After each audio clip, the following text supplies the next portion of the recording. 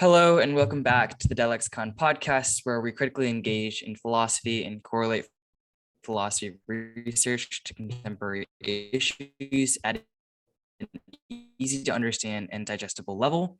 My name is Saurish and Dr. Trystan Goetze, Postdoctoral Fellow of Embedded Ethics in the Philosophy Department at Harvard University.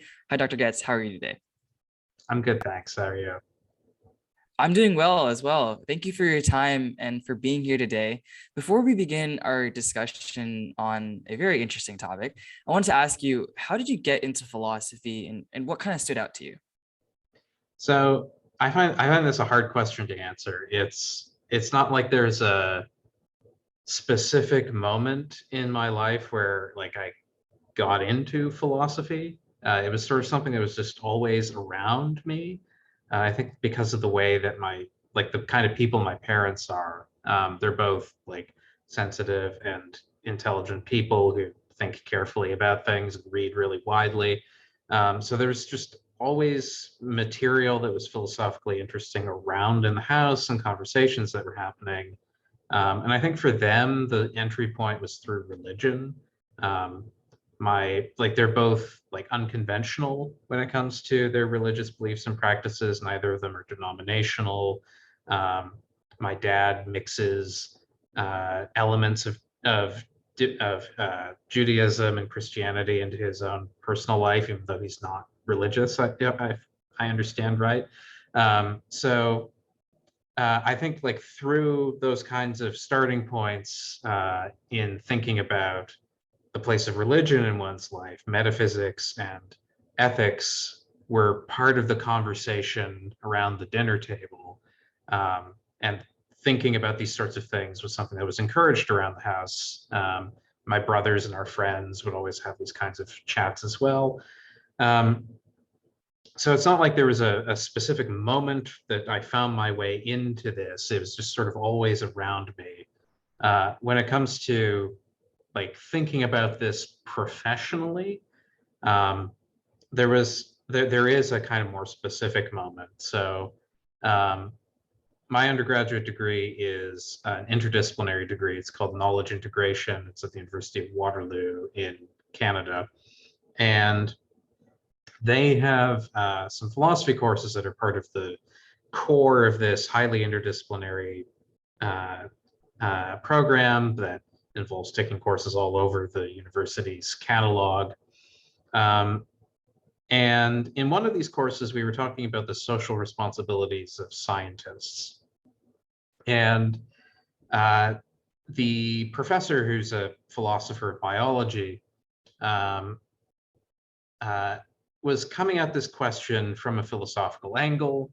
We were talking about some philosophy of science and philosophy of policy. And I think that was the moment where I realized that philosophy can be about more than just individual reflection on the big questions and how one should live one's life, and can actually be a tool set for thinking about structural elements of society and solving difficult problems. And so that was a moment when I started to really get into taking more philosophy courses, and with a particular focus on questions around moral responsibility and epistemic injustice and feminist issues, then slightly later on, philosophy of education, and then eventually philosophy of computing and information technologies. Because I feel like this is thinking about things philosophically is a distinctive way of thinking about problems and questions. And it's an approach that I think we could use more of when we're trying to tackle these kinds of issues as a society, and not just as individuals who are trying to figure out our place in the world. Yeah, I agree with your last point, especially for, the purpose of this podcast is obviously to include the youth in that conversation. But I think there's so many aspects everywhere in legal system, or just in science and kind of biology and all of these fields, to include philosophy, because there's a lot of questions to ask. And that's kind of the benefit of philosophy, or philosophical thinking. It introduces way more questions. And I think that's kind of an important part of philosophy. And I think, like, this is actually the first time I've heard about like the religion kind of being a part of like how philosophy can be entire in your life. I think a lot of people have experiences with philosophy through English class. I think that's the generic, where there's a lot of readings that might be philosophically inducing or something like that. And I think that's the way in. I think a lot of people have trouble kind of justifying the philosopher role as a profession.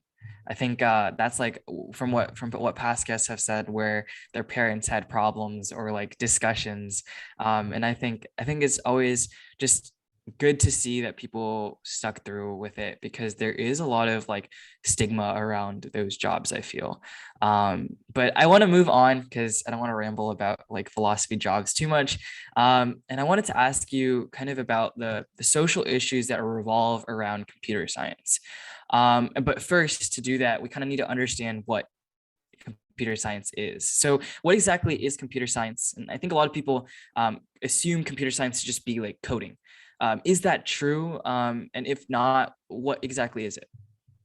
Right. So, I mean, I'm not a computer scientist, so like my answer might be a little off base, but this is my understanding. So, I think it would be I think it would be more appropriate to say computer programming or coding is a skill that is centrally important to computer science.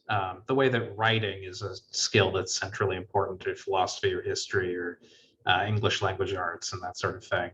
Um, but we wouldn't, but it's like a category mistake to say that writing is history or that they're the same thing. So computer science really is the study of computation. Um, and in some ways it's the younger sister of mathematics in that way. It's about how we manipulate numbers and transform information to solve problems, to make discoveries. And what computer scientists study is processes of computing and methods for computation.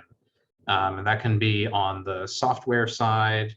So they would be doing some like fairly advanced computer programming to do this sort of thing. But what they're interested in are things like what are new processes, new algorithms that we can use to process information differently to solve different kinds of problems. Maybe that's like coming up with a better cryptography algorithm to make communication more secure.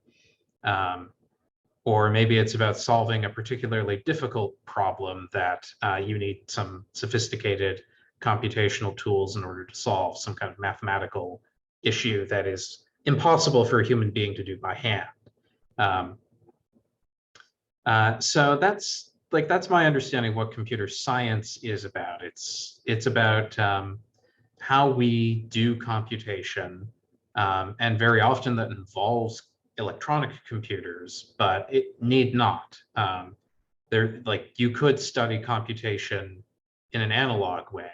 It would take a lot longer, and the problems you could deal with would be somewhat less sophisticated. But it's something that has been done and could still be done. So, when you talk about computation, what exactly do you mean by computation? So computation is, my understanding is that computation is the process of rule-based transformation of information.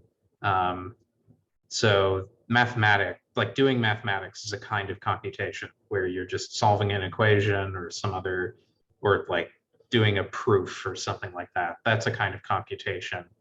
Um, Computation also involves like you could like the processes are the same, but what those data that you're processing represent can change. So anything that you can in principle transform into quantitative information, you can compute.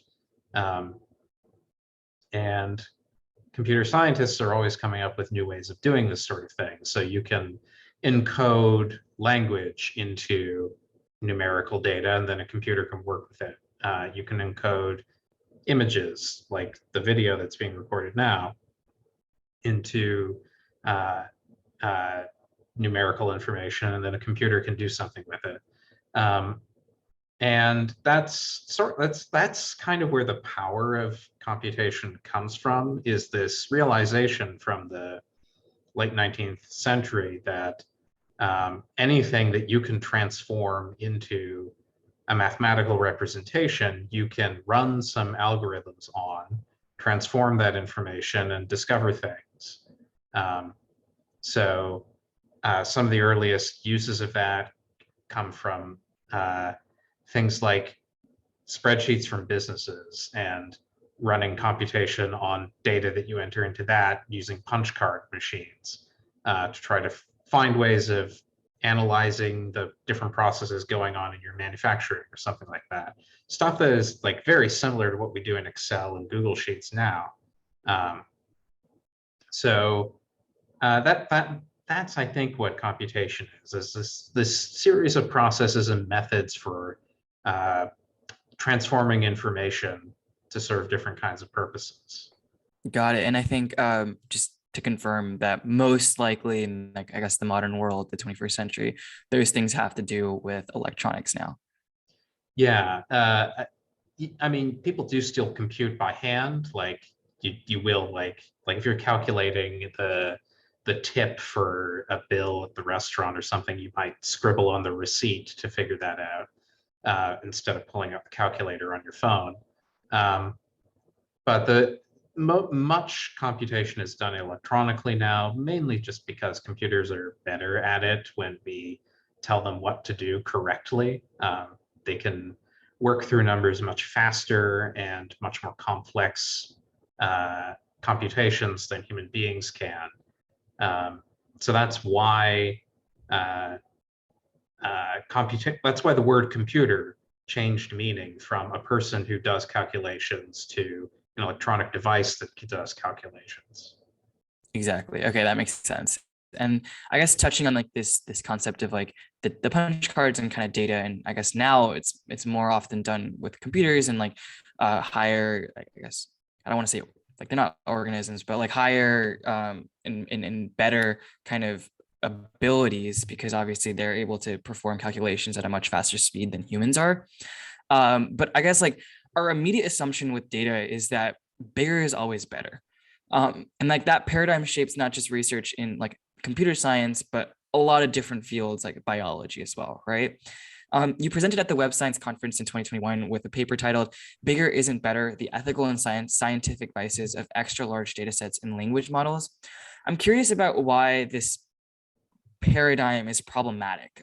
Is it only in the context of language models or all models? Right. So this paper was something I co-authored with Darren Abramson, who's a philosopher at Dalhousie University. And the problem that we discussed there is very similar to some of the issues that Timnit Gebru and Margaret Mitchell and their colleagues have been talking about as well. In their famous stochastic parrots paper that precipitated Mitchell and Gebru being fired from Google, they talk about some of the problems that can arise from using huge data sets to train machine learning models. One of them is sustainability. So it takes a lot of electricity to crunch through these huge data sets. There's one estimate that like to train an instance of a particular machine learning model, I think it was BERT, it emits as much carbon as a Trans-American flight. And this is just like training one instance of this model on one computer. So it's the sustainability in terms of carbon emissions from electricity is huge. It's also an issue in terms of the materials you need for the hardware.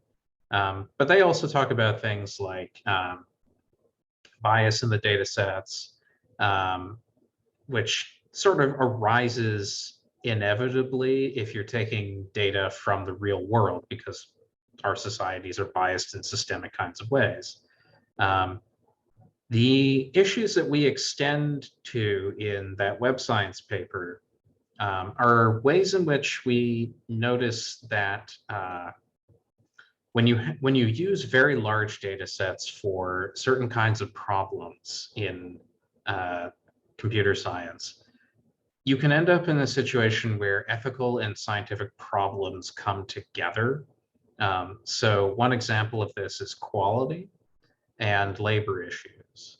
And this arises from the fact that when you need to construct these bespoke data sets of language problems to test natural language processing models, you need a lot of people to make those data. These are problems like, so one class of examples takes the form of questions like this. The trophy didn't fit in the suitcase because it was too small. What was too small? In this case, it's a suitcase. Trophy didn't fit in the suitcase because it was too large. What was too large? The trophy. Humans are really good at figuring out what it refers to in these kinds of sentences. Natural language models are often very bad at it. They can't really tell what it is. They can't really track what it is we're talking about because it relies on some background knowledge about trophies and suitcases or whatever it is we're talking about. So there's a whole series of research questions around, well, how do we get a computational system to pick up on these associations between words and concepts?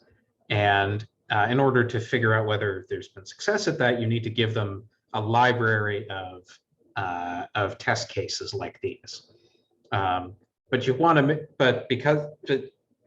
make sure that they perform robustly on a wide range of examples, and so researchers create these huge data sets of tens of thousands of questions like this. That would be impossible to do as a researcher who has limited time. And it would be impossible to hire students to do it because it would cost too much and they have other things to do. So the usual solution is to use crowd workers. Amazon Mechanical Turk is one example of this, where Amazon will go out and find people who are willing to be paid pennies to do these sorts of tedious tasks. And one of those tasks is to come up with a question of this form.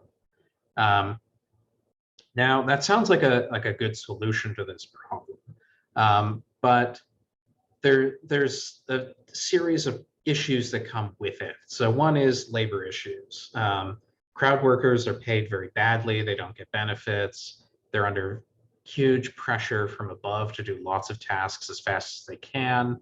They're very often already marginalized in multiple intersecting ways, and they're trying to make a little bit of extra spending money in their downtime. And that's not a situation that creates quality language puzzles. There's a reason why the New York Times pays someone a lot of money to make crosswords and stuff. Like these are not easy things to do. And it's not that these people are bad at doing these sorts of things per se. I wouldn't want to generalize that way, but they're in a situation where attention to detail is not something that's incentivized. And when you have 10,000 of these examples that are generated this way, it's very hard to audit it for quality. Unless you use crowd workers, and then that just reintroduces the same problem again at a higher level. So without knowing whether or not these data sets are actually any good, really, it's hard to know what using them to test a machine learning model is actually showing. And in fact, in that paper, we present a command line tool that you can run on your own computer, and it will show you some real examples from one of these data sets, and you can take the test yourself as if you were the machine learning model.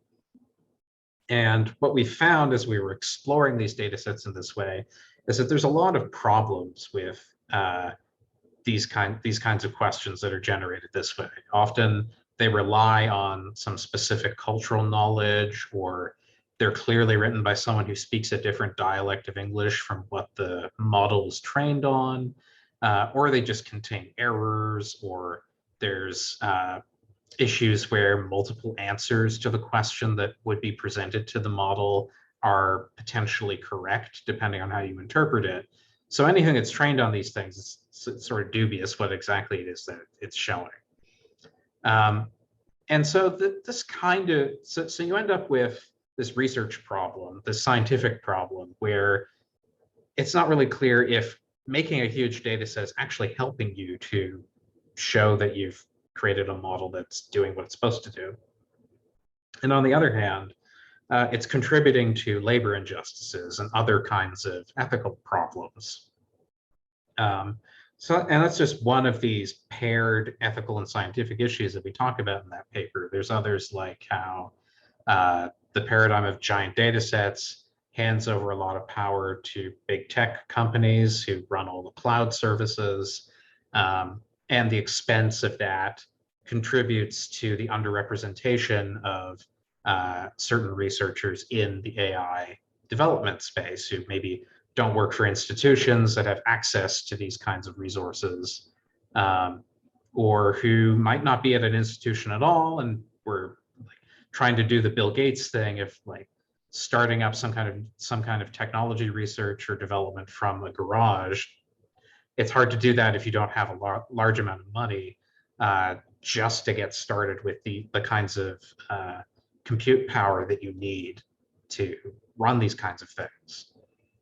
As for whether this sort of thing generalizes, I mean, I think there's a sort of general issue whenever we're dealing with these giant data sets, which you need in order to make machine learning work at all. And so you end up with this problem where to get it to work, you need a lot of data. You can either get it from real life, in which case it probably isn't going to fit the specific need that you have. It's probably going to have gaps and mistakes in it. Or you can create the data, but then you introduce these new problems of like, how are you going to compensate the people who make it? How are you going to make sure that this huge data set is actually fit to purpose? So sort of stuck in a double bind with any kind of machine learning, that it's very hard to figure out that you've got the data that you need. Yeah, definitely. And I think that's just a common issue, or not an issue, but a very big problem within machine learning altogether. And we'll touch on kind of like this power dynamic a little bit later, but I wanted to ask a follow-up question because it seems that a lot of the issues around this data is almost in data collection. And so I want to move on and into a field like specialized medical prediction, right? In these areas, there is a need for a lot of data in terms of like predictions, right? In creating predictions. And so is big data problematic here? Like obviously maybe it's not crowdsourced and there's a lot of dilemmas with crowdsourcing, but because this is like researchers in actual lab, like, and with patients, it is big data a problem here. And if not, why can we have like selective cases where big data is problematic and then selective cases where it's not problematic? Is it like a confounding variable as to why big data is problematic in these scenarios? And is the goal to make it like more accessible or something like that? I think it's complex and fraught. So I don't think it's a yes or no question that big data is good or bad. I don't think it's a yes or no question that some applications of big data are good or bad. I think there's so many different points at which problems can be introduced that doing this well is hard. When it comes to things like medical prediction, there was a recent example of a team was trying to do something good. They wanted to help hospitals figure out how to triage patients and allocate spending. So they made a model that was supposed to assess people's health risk as a patient, given certain parameters about their medical history and their current condition. And there were a pair of articles that came out in Science about this that showed that this model would systematically assign Black patients a lower health risk than white patients, even if they had similar medical histories and similar current conditions. And the reason for it, it turned out, was that the data they used to train the model was hospital spending on individual patients with particular histories. And as it turns out, because of systemic racism, hospitals are, in general, spending more on white patients than on patients of color. And this created a situation where, because of the way they were using this as a proxy variable for health risk, assuming that if someone costs the hospital more money, they must have been at a higher health risk, seems like a reasonable assumption. But given the fact that there's this disparity in healthcare access and in healthcare decision making, it ended up reproducing this exact same problem, because it came out of real world data where this is a problem that mostly goes unacknowledged. So I think that, like, this kind of issue, like I mentioned, is going to come up anytime we have to deal with huge amounts of data. It's very hard to go through it and make sure that these kinds of problems don't exist in it. It's difficult to course correct afterwards because people often get confused about computer systems. They sort of think that the human element's been removed, even though it's sort of been obscured. Whenever you're taking huge amounts of data from real life, you have to be aware of the possibility that these patterns are going to appear in them, and that the computer system is going to pick up on it and amplify it. But if you create data yourself, like if you hire some people to create synthetic data, there's all kinds of other questions about how do you go about doing that? How are you going to assess that for quality? How are you going to make sure that it actually represents a certain kind of idealized form of reality? It's just hard. So I think that, like, the answer to the question of, like, are there selective cases where big data is a problem or isn't? It's just full of problems, and there are ways of addressing them and mitigating the problems, but there is no use case other than maybe teaching a computer to play chess or something. There is no use case where it's not going to present these kinds of issues, and developers need to know that these are issues and have diverse teams that will pick up on different intersectional biases that might come out of real world data. For sure. So it seems like almost like definitely a case by case scenario. And maybe like the takeaway here is just what you just mentioned about how developers need to acknowledge that these things exist. And I think, like, for example, like even Google Translate a while ago, like, had like very, very like terrible translations that were like deeply misogynistic and racist. So like there is like a lot of necessity to kind of help create better data sets to help these models, because I don't think it's like necessarily like a problem with the models per se, but more about the data that we're feeding the models. And I think that's commonly a misconception that people have, that they tend to blame the model, but not really the data behind it. And that can lead to some sort of mistrust, which is actually the next question about trust in the context of computer science. So the question of trust in terms of machinery probably traces back to like ancient civilizations with mechanical advances to do certain tasks, and whether they would be just better off doing human labor. But in the modern era, we've all gotten sort of used to this, the technology that's around us, like, for example, Siri or Google Assistant or Alexa, or even like, I don't know, like CarPlay now, which is, I guess, an extension of Siri, but still all of these things exist within our daily lives, and we've just gotten used to them. What is the relationship that we as a society should have with technology or computer science? Should we be cautious of trusting these technologies, or should we just embrace them like fully? I find it funny to think about ancient cultures in this connection for two reasons. One is uh, concerns about new technology go all the way back to the invention of writing.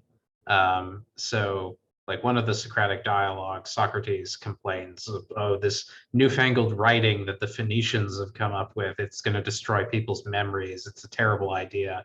And there, like, he's griping about this new technological advance and its effects on society.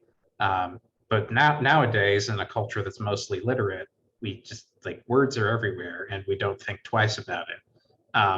But it could have been otherwise, and it was for many thousands of years of human history.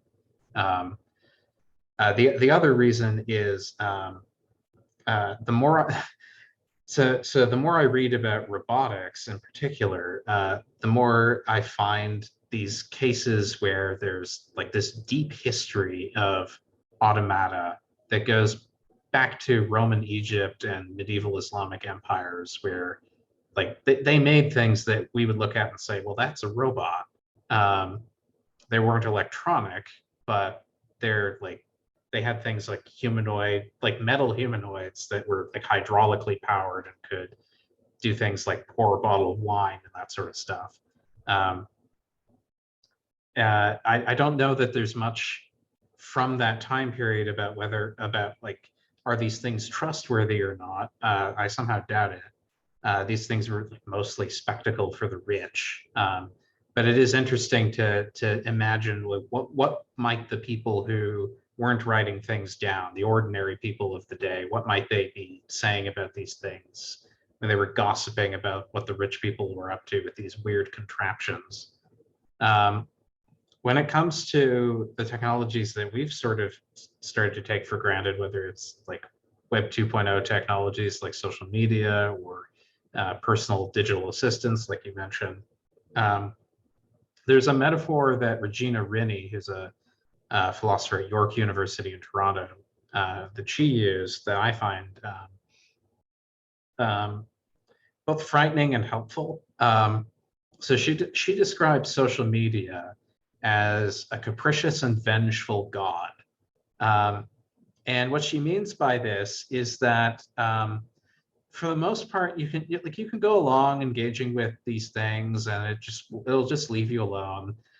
But sometimes it will give you this like horrible curse where suddenly you'll get like everyone will dogpile on you for something you said and they're taking it out of context and your mentions on Twitter explode, and in a very negative way. Or it can bestow upon you a sort of mixed blessing where the same phenomenon happens, but for a good reason. And now your notifications are exploding, but it's because you did something that people are excited about. A lot of people hate this. And it's hard to predict when this sort of thing's going to happen. Because the algorithmic systems are constantly changing, they're opaque to users. And so we end up in the situation where we have these odd rituals and taboos that we engage in to try to appease this vengeful and capricious god, where we'll do things like post TikTok videos at a certain time of day to try to tempt the algorithm to push it. Or we'll use certain hashtags or avoid referring to certain topics if we want to avoid furor about a particular hot button political issue. And so we end up in this weird situation where it's quasi-religious in this like pre-Abrahamic way, where we don't really understand what's going on out there, and we're trying desperately to figure out how to engage with it, and otherwise to just go about our lives. So I find that an interesting and helpful way of characterizing what's going on. Can we trust Siri or Google Assistant or Alexa? So in some ways, I think that's the wrong question. I think in various ways, we might end up relying upon them, depending on how important they are to how you engage with information systems. They might end up becoming an important tool for you. But really the question is like, can we trust the people and corporations that are behind them? Because if Siri tells you bad directions, or you ask it to call your friend and it calls your mother instead or something, that's a glitch, that's a problem, but it's not like you can pick Siri up and say, how dare you, you've screwed this up for me. you can't hold Siri or another personal assistant or a computational system accountable for what it's done. In theory, we can hold the people behind these socio-technical systems accountable. And that enables us to, that enables a difference between trust and reliance. This is a distinction out of the moral philosophy about trust, where there seems to be some difference between merely hoping that something will behave in a way that you expect, so you can rely on it. I rely on my thermostat to work to heat my home in the winter. I rely on word processing software to capture my words as I type them. But I'm trusting the utility to make sure my gas stays on in the winter. And I'm trusting Microsoft to make sure that Word is not just going to keep crashing every time I type the letter Q or something. So I think we can, to try to come back to answering the question, I think like I think it's all right if we rely on these technologies, but we should be wary of the fact that they are not these detached artifacts. They're parts of socio-technical systems that have people involved in them. And we need to ask, are the people and organizations that enable these technologies, are they trustworthy? Yeah, I think those are also really good questions, because like there's been a lot of news, I guess, on kind of the ways in which data consumption happens. So like, for example, I think there was like a case earlier about Google Assistant randomly sending data to Google without you actually knowing, even though like they ask these questions like, do you want to give feedback? And even if you had to click no, apparently it's still sent in. So there was like a class action lawsuit on that. And so like, I think at that point, there's a lot of ethical questions that you have to consider. And like, it's good that there's like ethics committees at these corporations, but exactly what happened with the Parrot paper and like what happened with those authors at Google kind of like shows how it's almost like a dynasty and a monopoly in that area, right? There's like some sort of control from the upper head, and you're not really able to do things. And I feel like honestly, independent institutions for research like this are the only way to kind of do a deep dive into what you guys, or what like that author had called like this, for I don't remember exactly the terminology, but like I guess this god of social media and stuff like that, which I definitely think is, by the way, very, very true, especially for a lot of youth who are getting involved in it now. It's almost like we are 100% consumers in this market. So there's not really a lot of realization of what's happening, not just psychologically, but also when you're actually physically using it, like what is going behind the scenes. And so really, really interesting questions. And I think like maybe like a Netflix film for anyone who's watching this, I think it's like something about social media. Do you remember like the film about like, it's on Netflix, it's about how like social media works from behind the scenes or something. They had like a lot of ethicists come in and like past workers. I don't remember the name. If I It find it, I'll sounds put it in the familiar. description. Yeah, if I find it, I'll put it in the description. But I kind of want to move on and ask about your work in education in the context of computer science, because I think there's like a lot of cool questions to ask here. So what exactly is like a gamified discussion platform in virtual computer science classrooms, and how does it exactly affect children? Right. So what you're referring to is a project that started and didn't get off the ground. It's so the background is towards the end of my last postdoc at Dalhousie University, I was trying to come up with another project to pursue, and what we were proposing to do was to take this platform called Yellow Dig, which is it's a kind of social media for the classroom. Um, it's similar to a discussion board that you might have seen in an online classroom before, um, but it's also similar in presentation to a Facebook group. Um, but the way it works is it incentivizes students to post discussions about material from the course by awarding them points for, first of all, for making a post, but they get more points if they make it for comments that they receive on their posts. And the thinking there is that This incentivizes people to make posts that generate discussion.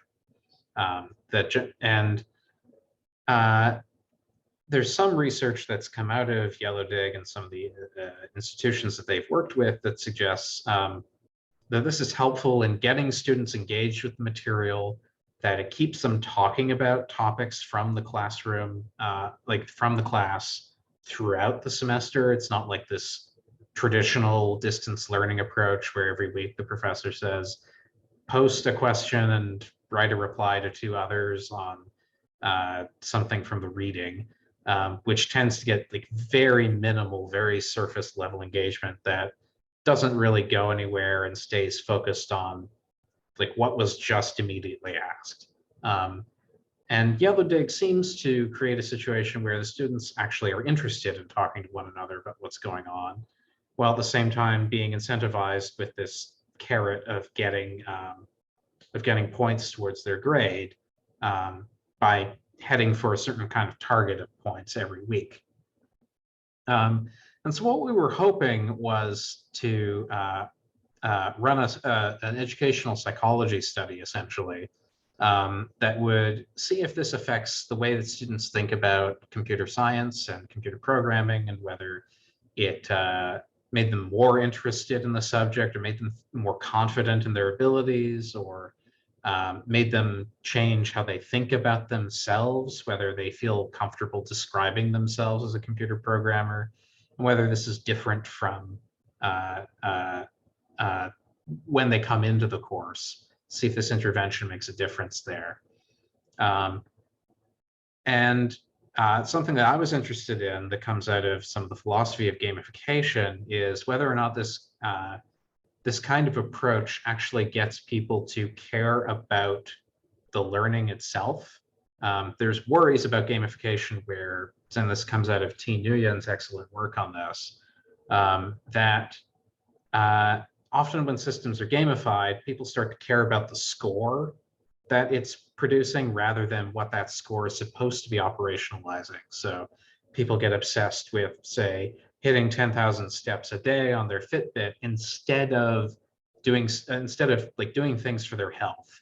And there are lots of reasons why going for 10,000 steps a day might be bad for your health. And so something I was interested in, again, this project didn't end up happening, but I'm still interested in whether when we gamify learning, does that help students to move into actually caring about learning the material for its own sake? Or do they stay at the level of caring about getting the points, the way that some students might be motivated only by the grade and not by the learning process? So these are things I continue to think about, but that for a bunch of boring reasons, that project didn't end up happening.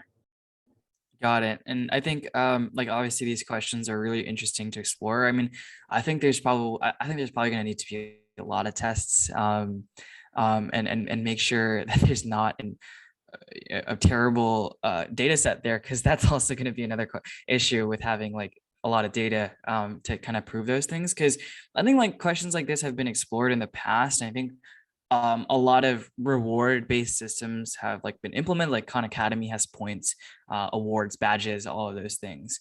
And I think there's probably a future in which I can see games or something like that being a core center of education, because that seems to be a lot more engaging than like what people consider boring lectures, right?